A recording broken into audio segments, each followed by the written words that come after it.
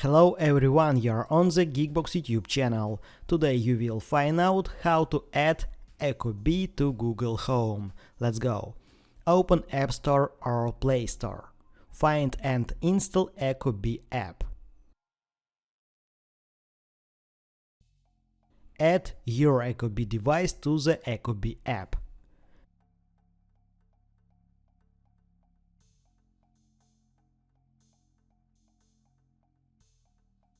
After that, open the Google Home app.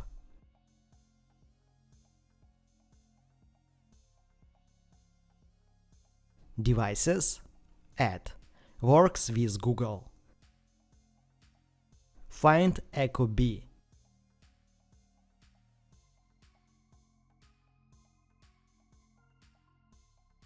Continue. Link your Ecobee account to your Google Home account. After that, all devices from Ecobee app will be added to the Google Home app.